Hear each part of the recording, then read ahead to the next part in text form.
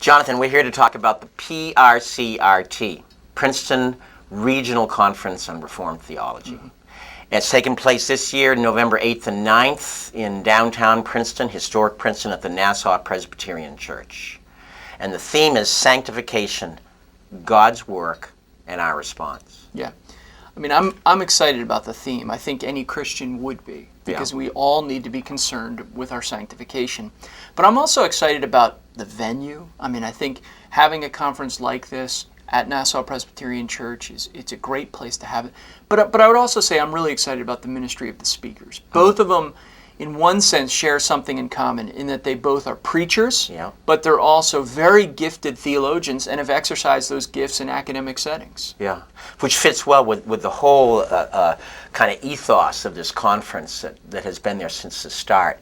Sound doctrine, well preached. Right. So there's real substance to be had, but there's also an application of that substance to real life, to the issues of faith and the Christian calling. Yeah, it's not an academic conference, and yet at the same time, these are men who have studied deeply on these doctrines. Yeah. And, you know, it's interesting. I was thinking about the ministry of this conference and the ministry this conference has had in people's lives over the years. I was thinking of some friends of mine whom I invited up from Maryland 2 years ago, and the conference was on suffering.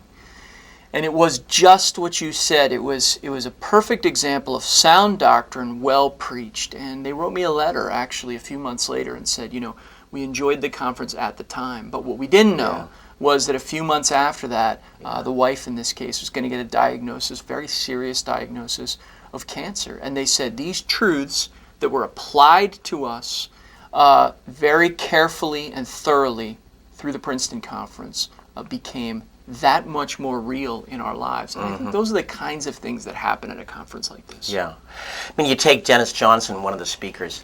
He's out in California. He teaches at Westminster in California.